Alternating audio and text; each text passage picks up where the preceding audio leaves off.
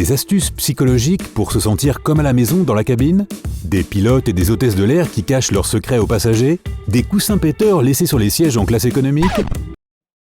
Quels autres mystères ignores-tu encore à propos des avions? Certainement plus que tu ne le penses. Les hôtesses et stewards t'évaluent au moment où tu embarques à bord de l'avion. Il ne s'agit pas de porter un quelconque jugement de valeur sur toi, c'est juste que ça leur facilite le travail. D'une part, les membres du personnel de cabine doivent déterminer si tu risques de poser un problème de sécurité pour le vol. D'autre part, ils doivent savoir si tu es susceptible de les aider en cas d'urgence. Spoiler, si tu es en bonne condition physique et correctement habillé, tu feras partie de la seconde catégorie.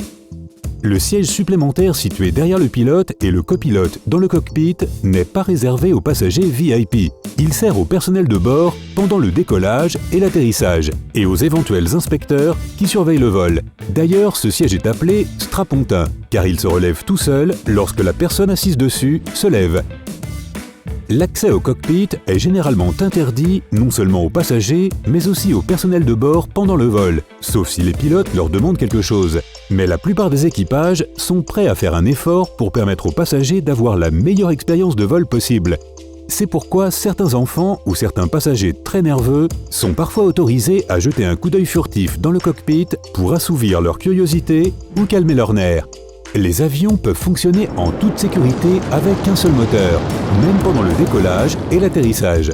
La situation où les deux moteurs tombent en panne en même temps est extrêmement rare, et même si une telle chose se produisait, l'avion ne tomberait pas du ciel comme une pierre. Si tous les moteurs cessaient de fonctionner à haute altitude, les pilotes auraient encore au moins 20 minutes pour trouver un endroit approprié pour atterrir. Les avions peuvent aussi atterrir lorsque leurs trains sont endommagés. Cela peut paraître terrifiant, mais si le train d'atterrissage se coince, les pilotes n'ont qu'à faire glisser le ventre de l'avion sur la piste. Si tout est fait correctement, un tel atterrissage est tout à fait sûr. Tu as encore une petite faim après ton plateau repas? Demande une portion supplémentaire et s'il en reste, on ne te la refusera pas, à condition que tu le demandes poliment bien sûr. La triste vérité est que tous les restes doivent être jetés après le vol. Donc si ton estomac te supplie d'en avoir plus, ça fera moins de gaspillage. Les avions modernes sont dotés de systèmes spéciaux qui détectent les autres avions, les montagnes et les objets inattendus sur leur trajectoire. La fonction principale de ces systèmes est d'informer les pilotes de tout obstacle à proximité. À 16 km d'un autre avion, une voix commence à dire « Trafic, trafic, trafic », ce qui peut vite devenir agaçant. 8 km plus près, et la même voix commence à indiquer aux pilotes où aller. Les pilotes travaillent souvent pendant de très longues heures. Il n'est donc pas étonnant que pendant les vols particulièrement ennuyeux et sans incident, c'est-à-dire ceux que nous, les passagers, aimons le plus, ils puissent somnoler ou commencer à piquer du nez dans leur siège. Or, il semble que la lecture d'un bon livre aide à lutter contre la somnolence. Malheureusement, les livres ne sont pas autorisés dans le cockpit, car ils sont considérés comme une distraction. As-tu déjà vécu un atterrissage si difficile que tu t'es agrippé à ton siège de peur? Contrairement à ce que la plupart des voyageurs croient, ce n'est pas nécessairement le signe d'un pilote inexpérimenté. Dans certaines conditions, un atterrissage trop léger est même dangereux. La situation la plus courante où un avion doit se poser fermement est lorsque la piste est mouillée. L'appareil doit alors briser la surface de l'eau pour éviter l'aquaplaning. Les hôtesses et stewards ne sont pas là uniquement pour servir de la nourriture. Ce sont des professionnels hautement qualifiés. Ils savent comment mettre un bébé au monde, sont habilités au combat au corps à corps, savent comment survivre dans des conditions extrêmes et peuvent éteindre un incendie à 10 000 mètres d'altitude.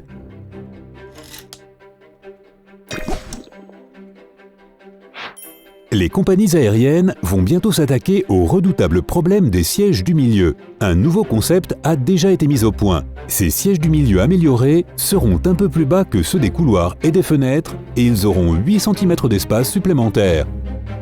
La plupart des passagers ont l'impression que les copilotes ne sont que des acolytes ou des doublures, qui ne connaissent pas grand-chose à l'aviation. Cette idée reçue ne pourrait pas être plus éloignée de la vérité. Les copilotes sont tout à fait capables de piloter un avion, et ils le font régulièrement. Par exemple, cela arrive lorsque le commandant pilote l'avion jusqu'à sa destination et que le copilote se charge du retour.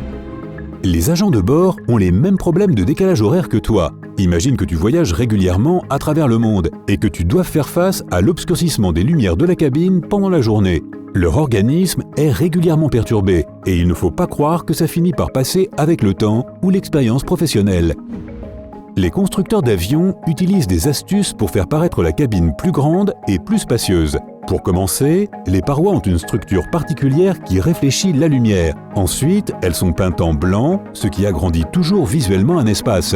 L'éclairage entre le plafond et les coffres à bagages donne aussi l'impression que le plafond est plus haut. Tous ces éléments aident les personnes claustrophobes à supporter d'être dans un espace clos pendant plusieurs heures. Les passagers sont également plus satisfaits lorsque l'avion a une entrée plus large et que son éclairage est plus intense. Les sondages auprès des passagers montrent que dans ce cas, les repas ont meilleur goût et les sièges ont l'air plus larges, tandis que la seule chose qui change est l'environnement de la cabine. Les pilotes recommandent aux voyageurs nerveux de choisir un siège au milieu de la cabine. Lorsque des turbulences se produisent, ce sont les parties avant et arrière de la cabine qui sont les plus touchées. La partie centrale, au-dessus des ailes, n'est pas autant secouée, un peu comme une balance à bascule. Déployer un toboggan d'urgence quand il n'y a pas d'urgence est une très mauvaise idée. Cela peut entraîner un retard important et coûter des milliers de dollars à la compagnie aérienne pour replier le toboggan dans son compartiment. Alors pourquoi certaines personnes s'amuseraient-elles à le faire? Apparemment, pour descendre de l'avion plus vite. Si tu veux devenir pilote, prépare-toi à subir des tests et des examens interminables. Les pilotes doivent faire vérifier leurs compétences tous les 6 à 8 mois. Ils doivent se rendre dans des simulateurs et s'entraîner à toutes sortes de situations d'urgence. Ensuite, des examinateurs les évaluent. Les tests techniques et de sécurité, ainsi que les examens médicaux sont réguliers et potentiellement rédhibitoires. Certains avions sont dotés de chambres secrètes pour les membres d'équipage qui voudraient se reposer. Les compartiments de repos de l'équipage sont situés soit à l'arrière de l'avion, soit derrière le cockpit. Les pilotes font très attention à ce qu'ils annoncent et à la façon dont ils l'annoncent. Tu ne les entendras jamais prononcer des mots trop éloquents comme « échec » ou « dysfonctionnement ». Ils minimisent le moindre problème en remplaçant par exemple « visibilité nulle » par « léger brouillard » ou « moteur en panne » par « problème technique ». C'est ce qu'on appelle la scénarisation positive. Et les hôtesses et stewards la pratiquent également. Mais statistiquement, les passagers perçoivent les annonces des pilotes comme plus importantes et les écoutent plus attentivement. Mais s'il y a un problème vraiment sérieux auquel tu dois te préparer, ne t'inquiète pas, tu en seras informé. Certaines compagnies aériennes sautent des numéros de rangée parce qu'elles sont considérées comme malchanceuses dans certaines cultures. Le nombre 13 est évidemment celui que les compagnies aériennes et les fabricants évitent le plus souvent. Un autre numéro de rangée que tu ne trouveras peut-être pas sur ton vol est le 17. Il porte malheur dans certaines parties du monde également. Si tu es assis à côté d'un hublot, tu pourras remarquer la façon dont les ailes de l'avion se courbent. Parfois, elles oscillent tellement que tu peux avoir peur qu'elles cassent. Ce que tu ne sais peut-être pas, c'est que les ailes sont spécialement conçues pour se courber de cette façon. Si elles étaient rigides, elles se briseraient à la moindre turbulence. La façon dont la cabine est pressurisée a un effet important sur tes papilles gustatives.